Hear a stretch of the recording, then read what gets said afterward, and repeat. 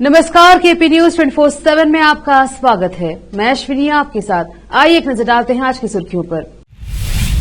बीदर में नारी शक्ति समावेश 26 नवंबर को लावण्या फंक्शन हॉल में आयोजित होगा। शिव कुमार ने अपने खिलाफ सीबीआई जांच की मंजूरी वापस लेने की कैबिनेट के कदम पर टिप्पणी करने से परहेज किया। बीवाई विजेंद्र ने रमेश जारकिहोली से की मुलाकात। पीएम मोदी ने जाना सुरंग में फंसे श्रमिकों का हाल। श्रमिकों के लिए सीएम धामी को दिए जरूरी निर्देश।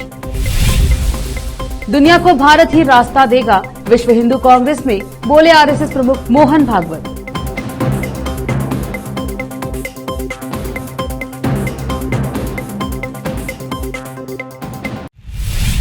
अब समाचार विस्तार से। बीदर में नारी शक्ति समावेश 26 नवंबर को आयोजित किया जा रहा है।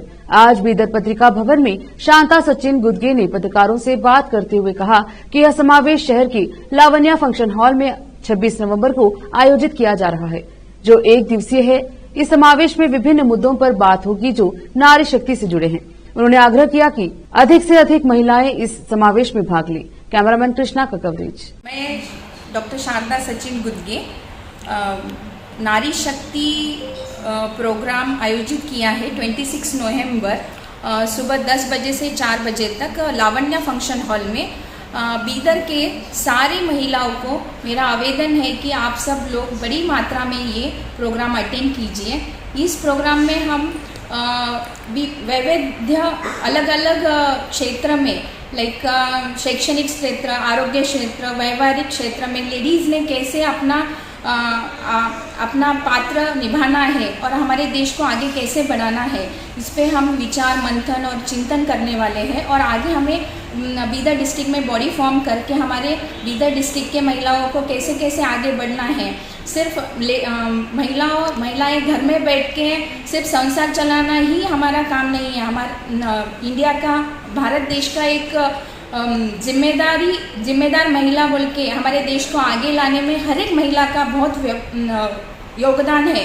और इंडिया को आगे लाने के लिए हम महिलाओं को आगे आके हर एक क्षेत्र में आगे आना बहुत ज़रूरी है। उसके लिए आप सबको मेरा निवेदन है कि आप सब लोग बड़ी मात्रा में बीदर डिस्ट्रिक्ट में जो ये प्रोग्राम हो रहा है उसका लाभ लीजिए और सब लोग बड़ी मात्रा में अटेंड कीजिए। धन्यवाद। आपका नाम बोलिए। मेरा प्रणाम।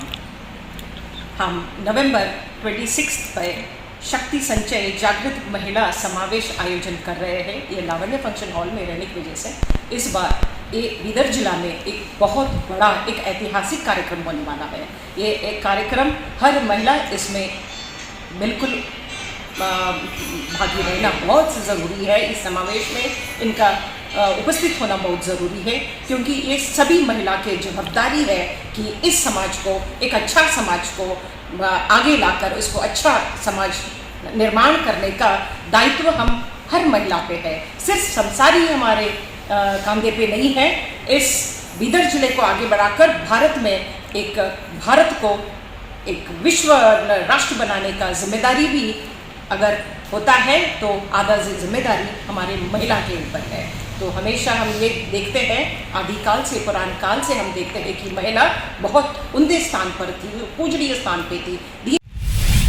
शिव कुमार ने अपने खिलाफ सीबीआई जांच की मंजूरी वापस लेने के कैबिनेट के कदम पर टिप्पणी करने से परहेज किया। राज्य मंत्रिमंडल ने गुरुवार को माना था कि पिछली भाजपा सरकार द्वारा उप मुख्यमंत्री के खिलाफ मामला सीबीआई को सौंपने की मंजूरी कानून के अनुरूप नहीं थी। कर्नाटका कांग्रेस के प्रमुख शिव कुमार भी मुख्यमंत्री सिद्धरामैया की अध्यक्षता में गुरुवार को हुई कैबिनेट बैठक से दूर रहे। माना जा रहा है कि अब कांग्रेस सरकार इस मामले में सीबीआई को दी गई सहमति वापस लेने का आदेश जारी कर सकती है। मैंने अखबार में देखा, मैं कल कैबिनेट बैठक में शामिल नहीं हो सका। शिव कुमार ने यहां संवाददाताओं से कहा, जिसको भी इस पर बोलना है वह बोलेगा, यह देखते हुए कि वह चुनाव प्रचार के लिए 2 दिनों के लिए तेलंगाना जा रहे थे। उन्होंने कहा, अगर पार्टी मुझसे प्रचार विस्तार करने के लिए कहती है तो मुझे करना होगा। बीवाई विजेंद्र ने रमेश जारकिहोली से मुलाकात करके बैठक की। यह बैठक पार्टी के कुछ नेताओं के बीच असंतोष के मद्देनजर हुई, जिसमें वरिष्ठ नेता वी सोमन्ना भी शामिल हैं, जो कथित तौर पर पार्टी छोड़ने पर विचार कर रहे हैं। यह बैठक पार्टी के कुछ नेताओं के बीच असंतोष के मद्देनजर हुई, जिसमें वरिष्ठ नेता वी सोमन्ना भी शामिल हैं, जो कथित तौर पर पार्टी छोड़ने पर विचार कर रहे हैं। विजेंद्र ने दावा किया कि जारकिहोली के साथ उनकी मुलाकात के परिणाम स्वरूप पीएम के हाथों को मजबूत करने के लिए मिलकर काम करने पर सहमति बनी। जारकिहोली ने दावा किया कि अब सब कुछ सही दिशा में जा रहा है। उत्तरकाशी सिलक्याला टनल में फंसे श्रमिकों के स्वास्थ्य को लेकर प्रधानमंत्री मोदी भी बेहद संवेदनशील हैं। पीएम मोदी रोजाना सिलयारा टनल में फंसे 41 श्रमिकों एवं उनके परिजनों के बारे में मुख्यमंत्री पुष्कर सिंह धामी को फोन कर अपडेट ले रहे हैं। शुक्रवार को पीएम मोदी ने मुख्यमंत्री धामी से बातचीत की और बचाव कार्य में उत्पन्न होने वाली बाधा और रुकावटों के बारे में विस्तार से जानकारी ली। पीएम मोदी ने सीएम धामी को टनल से बाहर आने पर श्रमिकों के स्वास्थ्य और जरूरत पड़ने पर अस्पताल या घर भेजने की व्यवस्था के निर्देश दिए हैं। पीएम ने इस दौरान सुरंग के अंदर फंसे श्रमिकों की स्थिति और उनको दी जाने वाली खाद्य और दिनचर्या की वस्तुओं के बारे में जानकारी ली। उन्होंने राहत और बचाव कार्य में लगे श्रमिकों की स्थिति और उनके लिए किए जा रहे सुरक्षा के उपायों के बारे में भी पूछा और निर्देश दिए कि इसमें किसी तरह की कोई कमी न रहे। सीएम धामी ने पीएम मोदी को बताया कि न्यू ऑस्ट्रियन टनल मेथड से इस सुरंग का निर्माण किया जा रहा है। उन्होंने बताया कि इस्पात से बनी वस्तुओं के ऑगर मशीन के सामने आने पर कार्य में बाधा उत्पन्न हो रही है। ऐसे में ऑगर मशीन को रोककर और फिर उसे बाहर निकालकर सभी अवरोधों को श्रमिकों द्वारा दूर किया जा रहा है, जिसके कारण इस प्रक्रिया में समय लग रहा है। सीएम ने यह भी बताया कि 6 इंच की पाइप की मदद से वैकल्पिक लाइफ लाइन बनाई गई है। इसके माध्यम से टनल में फंसे श्रमिकों तक ताजा पका भोजन, फल, ड्राई फ्रूट्स, दूध, जूस के साथ ही डिस्पोजेबल प्लेट्स, ब्रश, तौलिया, छोटे कपड़े, टूथपेस्ट, साबुन आदि दैनिक आवश्यकता की सामग्री बोतलों में पैक कर भेजी जा रही है। तीसरे विश्व हिंदू कांग्रेस सम्मेलन का आयोजन इस साल थाईलैंड की राजधानी बैंकॉक में 24 से 26 नवंबर तक किया जा रहा है। इस सम्मेलन में 50 से 55 देशों के करीब 3000 से भी अधिक लोग हिस्सा ले रहे हैं। सम्मेलन के पहले दिन राष्ट्रीय स्वयंसेवक संघ के प्रमुख मोहन भागवत ने लोगों को संबोधित किया। उन्होंने सम्मेलन में दुनिया की मौजूदा स्थिति, विभिन्न धर्मों समेत कई मुद्दों पर अपनी राय रखी है। थाईलैंड की राजधानी बैंकॉक में विश्व हिंदू कांग्रेस 2023 को संबोधित करते हुए आरएसएस मोहन भागवत ने कहा कि आज की दुनिया लड़खड़ा रही है। बीते 2000 वर्षों से उन्होंने खुशी, आनंद और शांति लाने के लिए बहुत सारे प्रयोग किए हैं। उन्होंने भौतिकवाद, साम्यवाद और पूंजीवाद व विभिन्न धर्मों को आजमाया है। उन्होंने भौतिक समृद्धि मान ली है, लेकिन फिर भी कोई संतुष्टि नहीं है। आरएसएस मोहन भागवत ने सम्मेलन में भारत के महत्व पर जोर दिया। उन्होंने कहा कि खासकर कोविड काल के बाद दुनिया ने पुनर्विचार करना शुरू कर दिया है। ऐसा लगता है कि वे इस सोच में एकमत हैं कि उन्हें भारत रास्ता देगा, क्योंकि भारत में वह परंपरा है। उन्होंने कहा कि भारत ने पहले भी ऐसा किया है और हमारे समाज और हमारे राष्ट्रों का जन्म उसी उद्देश्य के लिए है। कांग्रेस प्रत्याशी मदन मोहन ने कहा कि 30 नवंबर को होने वाले चुनाव में एलारेड्डी की जमीन पर कांग्रेस पार्टी का परचम लहराएगा। उन्होंने राजमपेट मंडल के सिद्धापुर, एलापुरा थांडा, नादिमी थांडा, गुंडाराम, एलारेड्डीपल्ली, कोंडापुर, आरागुंडा, अन्नारम और बसवनपल्ली गांवों में चुनाव अभियान चलाया। इस अवसर पर संबंधित गांवों की महिलाएं और युवा बड़ी संख्या में एकत्रित हुए और कांग्रेस प्रत्याशी मदन मोहन का बोनाल बतुकम्मा से स्वागत किया। इस मौके पर बोलते हुए मदन मोहन ने विश्वास जताया कि लोगों की लोकप्रियता को देखते हुए कांग्रेस पार्टी की सफलता को कोई नहीं रोक सकता। उन्होंने आरोप लगाया कि बीआरएस और बीजेपी उन्हें हराने के लिए एकजुट हो गए हैं। मदन मोहन ने कहा कि लोगों के उनके प्रति प्यार के आगे उनकी साजिशें हमेशा टिक नहीं पाएंगी। स्क्रिप्ट प्रजा आशीर्वाद रोड शो में मंत्री हरीश राव ने भाग लिया। उन्होंने कामारेड्डी जिले के एल्लारेड्डी टाउन सेंटर में साई बाबा मंदिर से एक रोड शो शुरू किया और गांधी चौक पर लोगों को संबोधित किया। हरीश राव ने लोगों से कहा कि एल्लारेड्डी निर्वाचन क्षेत्र में गाय, बैल, सरपंच, एमपीटीसी और जेडीपीसी खरीदने वाला कांग्रेस उम्मीदवार अमेरिका का लड़का है। उन्होंने कहा कि वह लोगों का वोट नहीं खरीद सकते, जैसे कि उन्होंने पैसे से नेताओं को खरीदा है। उन्होंने कहा कि लोगों को एक बार सोचना चाहिए कि क्या उन्हें 24 घंटे बिजली देने वाले केसीआर चाहिए या 3 घंटे बिजली देने वाले कांग्रेस चाहिए। उन्होंने कहा कि आपको सुरेंद्र को वोट देना चाहिए। आपके एल्लारेड्डी निर्वाचन क्षेत्र के नेता जो आपके लिए उपलब्ध हैं और सुरेंद्र को जिताएंगे। नलमगुड़ा सुरेंद्र ने कहा कि अगर आपके पास पैसा है तो मेरे पास लोग हैं। इस कार्यक्रम में सांसद बीबी पाटिल, पूर्व मंत्री निरल्ला आंजनेलू, पूर्व विधायक जनार्दन गौड़ा, नगर पालिका अध्यक्ष कुदुमुला सत्यानारायण और बड़ी संख्या में निर्वाचन क्षेत्र के नेता और कार्यकर्ता शामिल हुए। केंद्रीय सड़क परिवहन एवं राजमार्ग मंत्री नितिन गडकरी ने कहा कि देश में जल्द ही एथेनॉल के पंप भी शुरू किए जाएंगे। गडकरी ने नागपुर में एग्रो विजन प्रदर्शनी के उद्घाटन के दौरान कहा कि एथेनॉल के ये देश में पेट्रोल पंपों पर ही लगाए जाएंगे। केंद्रीय मंत्री ने किसानों के पैदावार की कीमतों की समस्या पर बोलते हुए कहा, हमारी समस्या यह है कि कपास सस्ता है और कपड़ा महंगा, संतरा सस्ता है और संतरे का जूस महंगा है, आलू सस्ता है और चिप्स महंगे हैं, किसानों को भाव नहीं मिलता। हमारे देश में 1.5 लाख करोड़ रुपए का खाने का तेल आयात किया जाता है। गडकरी ने कहा कि भारत सरकार के इंडियन ऑयल के पेट्रोल पंप्स पर जल्द ही एथेनॉल के पंप भी शुरू किए जाएंगे। उन्होंने कहा कि किसानों के बेटे पेट्रोल पर नहीं बल्कि एथेनॉल पर चलने वाली मोटरसाइकिल, ऑटो रिक्शा और कार चलाएंगे। केंद्रीय मंत्री ने कहा कि बाबा रामदेव ने नागपुर में संतरे की बड़ी यूनिट नागपुर में डाली है, जो 2 से 3 महीने में शुरू हो जाएगी। उन्होंने कहा कि इस यूनिट में छोटे संतरों से जूस निकलेगा, जिससे संतरा उत्पादन किसानों को अच्छा भाव मिलेगा। बता दें कि गडकरी ने हाल ही में कहा था कि सरकार इस साल के अंत तक नेशनल हाईवे को गड्ढा मुक्त करने की नीति पर काम कर रही है। केंद्रीय गृह मंत्री अमित शाह ने राजस्थान के मुख्यमंत्री कमलनाथ पर निशाना साधा था। उन्होंने कहा था कि राजस्थान में अशोक गहलोत की सरकार के तहत कांग्रेस ने तुष्टीकरण की राजनीति के सभी सीमाओं को पार कर दिया है।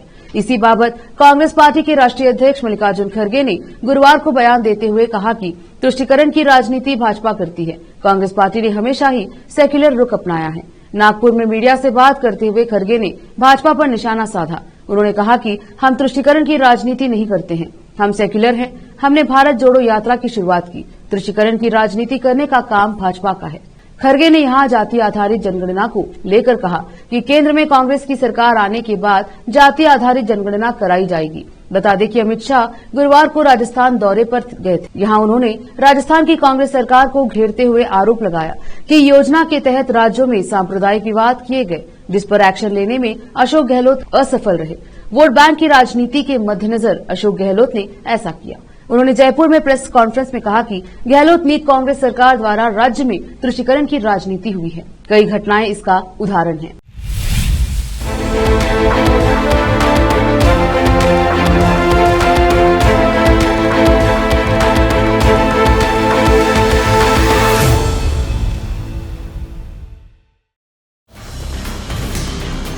हिंदुस्तान के हर कोने में हम हैं मौजूद। 24 घंटे हालात पर गहरी नजर, खबरों से जुड़े चुपते सवालात और आपको दिखाता है धार्मिक, सामाजिक, राजनीतिक, लोकल और इंटरनेशनल न्यूज की सबसे बेहतर कवरेज, जो आपको रखती है हर पल बाखबर। देश और दुनिया भर की खबर के लिए देखते रहें KP news 24/7। Noor education trust Bidar की ओर से चलाए जाने वाला Noor MEd and BEd college Bidar, recognized by NCTE Delhi and affiliated to Gulbarga University, Gulbarga. Admission are open for the academic year 2022-23. विशेषज्ञ और सक्षम शिक्षकों द्वारा शिक्षा प्राप्त करने के लिए नूर एमएड एंड बीएड कॉलेज में दाखिला लें और शांत वातावरण में शिक्षा प्राप्त करें। बीदर शहर में बेहतर शिक्षा का एकमात्र केंद्र Noor MEd and BEd college, Shahpur gate, Bidar. Phone numbers 9945283920, 8482221297। Hyderabad के कारवा से एमआईएम उम्मीदवार खुसरो मोइनुद्दीन ने कारवा विधानसभा क्षेत्र में एमआईएम के पार्षद सहित अन्य नेताओं के साथ पदयात्रा कर लोगों से मुलाकात करके उनसे वोट मांगा। उम्मीदवार क्षेत्र के प्रति घर पहुंचकर लोगों से बात की और जब कुछ लोगों ने अपनी समस्या सुनाई तो वह बहुत ही ध्यान से समस्या को सुना और हल करने का आश्वासन भी दिया और उन्हें विजयी बनाने के लिए आग्रह किया।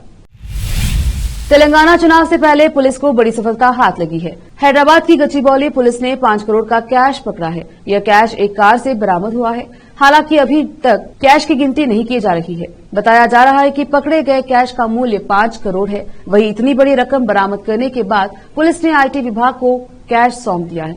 अब इस मामले में आईटी विभाग आगे की कार्यवाही करेगी। वहीं माना जा रहा है कि इन रुपयों का इस्तेमाल चुनाव को प्रभावित करने के लिए किया जा सकता है। फिलहाल पुलिस पूरे मामले की जांच में जुटी है। कार चालक संतोषजनक जवाब नहीं दे पाए। इसके बाद पुलिस ने 3 लोगों को हिरासत में लिया है। पुलिस ने बताया कि सभी लोगों से आगे की पूछताछ की जाएगी। साथ ही यह पता लगाने का प्रयास भी किया जा रहा है कि इन पैसों को कहां से लेकर आया जा रहा था। कतर की जेल में बंद भारत के पूर्व नौसैनिकों को लेकर राहत भरी खबर निकलकर सामने आई है। रिपोर्ट्स के अनुसार भारतीय नौसेना के पूर्व अधिकारियों को मिली मौत की सजा के खिलाफ भारत की अपील को स्वीकार कर लिया गया है। विदेश मंत्रालय के प्रवक्ता अरिंदम बागची हाल ही में उन्होंने कहा था कि भारतीय दूतावास को हिरासत में लिए गए भारतीयों तक एक और कांसुलेट पहुंच प्राप्त हुई है। उन्होंने कहा कि भारत की ओर से नागरिकों को सभी कानूनी और कांसुलर समर्थन देना जारी रखा जाएगा। फांसी की सजा मिली थी। बीते महीने कतर की एक अदालत द्वारा 8 पूर्व भारतीय नौसैनिकों को मौत की सजा दी गई थी। भारत के ये नागरिक बीते 1 साल से कतर की जेल में बंद थे। कतर की कोर्ट द्वारा मौत की सजा के ऐलान पर भारत सरकार ने हैरानी व्यक्त की थी और अपने नागरिकों की रिहाई सुनिश्चित करने के लिए सभी उपलब्ध कानूनी विकल्पों का पता लगाने की प्रतिज्ञा ली थी। दिल्ली शराब नीति से जुड़े मनी लॉन्ड्रिंग मामले में आम आदमी पार्टी राज्यसभा सांसद संजय सिंह को राउज एवेन्यू कोर्ट से राहत नहीं मिली। कोर्ट ने गुरुवार को उनकी न्यायिक हिरासत 4 दिसंबर तक के लिए बढ़ा दी है। कोर्ट ने संजय सिंह की नियमित जमानत की अर्जी पर सुनवाई के दौरान उन्हें जेल में इलेक्ट्रिक केतली देने की इजाजत दी है। ईडी ने कोर्ट को बताया कि मामले में जल्द ही सप्लीमेंट्री चार्जशीट दाखिल की जाएगी। इससे पहले संजय सिंह की कस्टडी 10 नवंबर को 24 नवंबर तक के लिए बढ़ाई गई थी, जिसे अब फिर से 4 दिसंबर तक के लिए बढ़ा दिया गया है। प्रवर्तन निदेशालय ईडी और संजय सिंह के पक्ष को सुनने के बाद अदालत ने उन्हें फिर से जेल भेज दिया है। ईडी ने 4 अक्टूबर को दिल्ली आबकारी नीति से जुड़े मनी लॉन्ड्रिंग मामले में संजय सिंह के सरकारी आवास पर छापेमारी की थी। ईडी ने संजय सिंह से कई घंटों तक पूछताछ के बाद उन्हें गिरफ्तार किया था। 8 दिन तक ईडी कस्टडी में पूछताछ के बाद उन्हें तिहाड़ जेल भेजा गया। इस दौरान कई बार हिरासत की तारीख खत्म होने पर संजय सिंह ने कोर्ट में जमानत की अर्जी लगाई, लेकिन उन्हें राहत नहीं मिली। वहीं संजय सिंह ने ट्रायल कोर्ट में जमानत याचिका दायर की है, जिस पर शनिवार को सुनवाई हो सकती है। दिल्ली शराब नीति मामले में ही दिल्ली के पूर्व उप मुख्यमंत्री मनीष सिसोदिया भी जेल में हैं।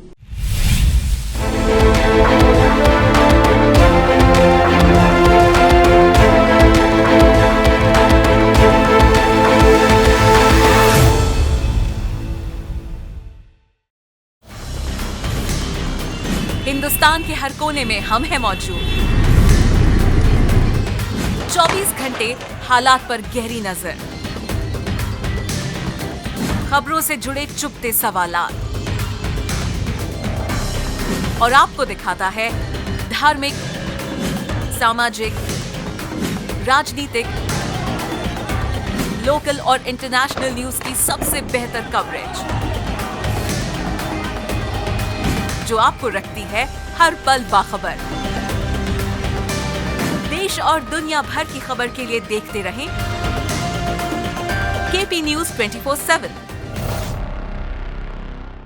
नूर एजुकेशन ट्रस्ट बीदर की ओर से चलाए जाने वाला Noor MEd and BEd college Bidar, recognized by NCTE Delhi and affiliated to Gulbarga University, Gulbarga. Admission are open for the academic year 2022-23. विशेषज्ञ और सक्षम शिक्षकों द्वारा शिक्षा प्राप्त करने के लिए नूर एमएड एंड बीएड कॉलेज में दाखिला लें और शांत वातावरण में शिक्षा प्राप्त करें।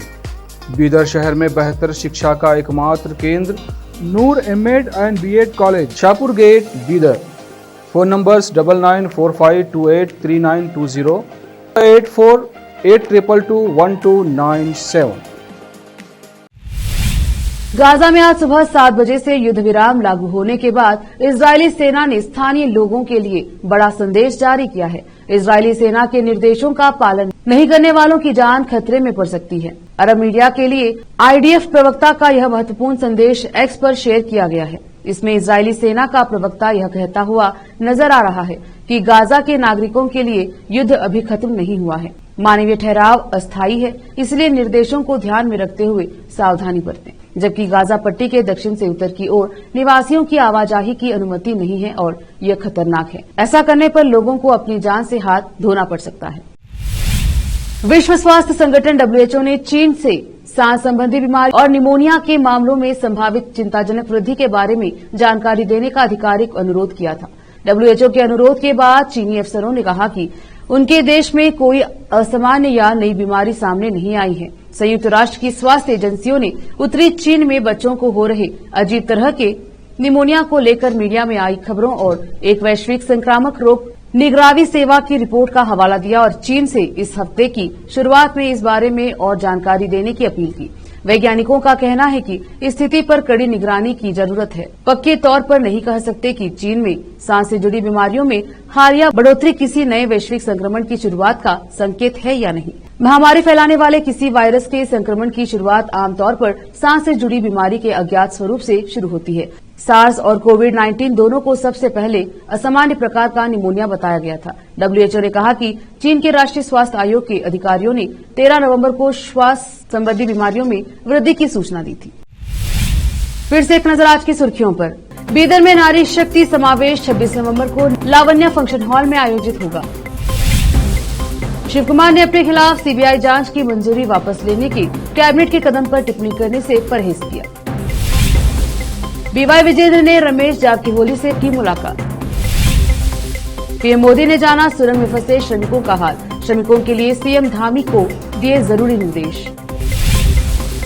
दुनिया को भारत ही रास्ता देगा, विश्व हिंदू कांग्रेस में बोले RSS प्रमुख मोहन भागवत।